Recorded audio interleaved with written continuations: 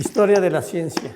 No existe acuerdo universal sobre la historia de la ciencia debido a que la explicación de los hechos que llevaron a la aparición de la ciencia depende de la interpretación de los historiadores, cada uno con una visión y experiencia, lo que genera escuelas de pensamiento.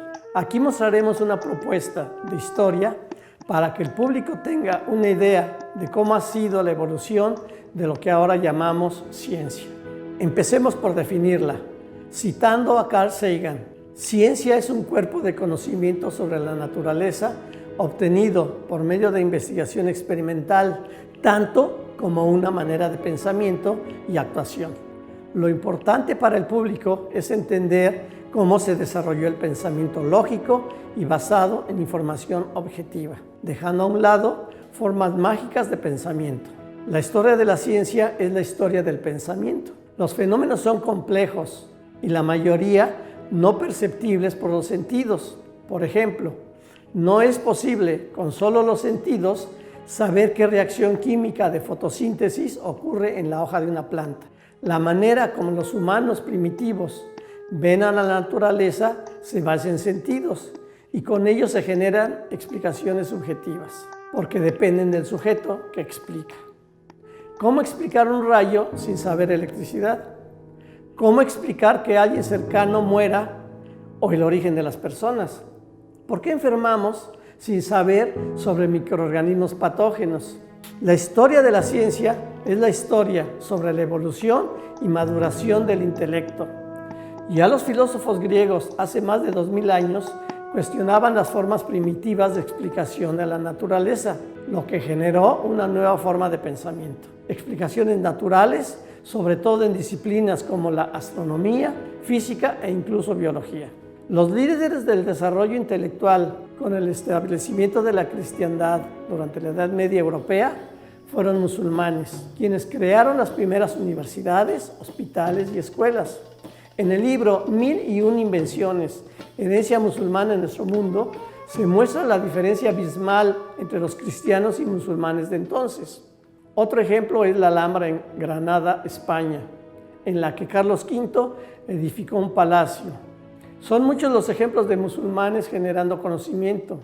Solo mencionaremos tres.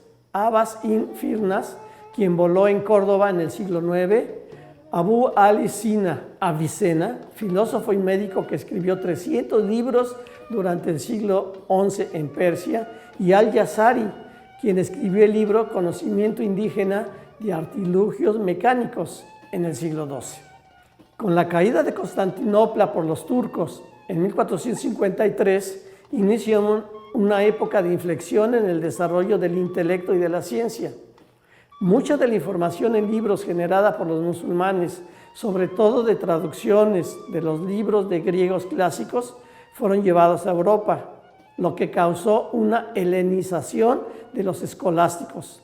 Esto y factores políticos y económicos ocurridos en la península itálica, principalmente en Venecia, Florencia y otras ciudades-estado, y parcialmente en otros países, causó el movimiento cultural conocido como Renacimiento.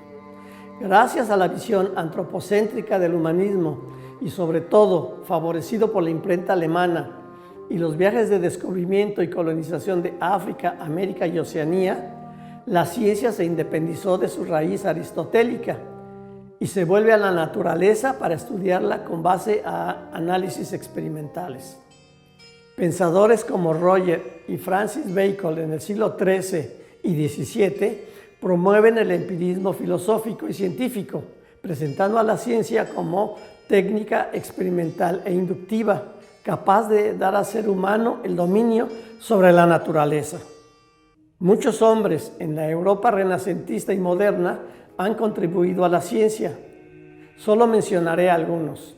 Copérnico y su heliocentrismo, Galilei y sus estrellas medicias, irregularidades en el cosmos y sus varios libros como el Sideros Nuncios, Newton y sus tres leyes, Besalio y su libro sobre anatomía humana y Faraday y su teoría electromagnética, Darwin y su selección natural para explicar la evolución.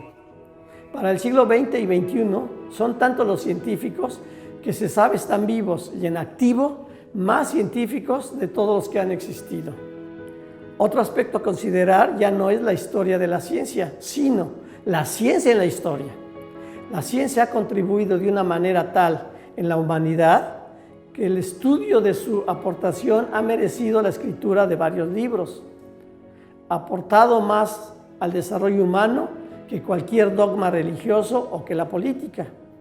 La ciencia, como todo lo humano, no es perfecta, pero sí es la mejor herramienta para la humanidad y la naturaleza.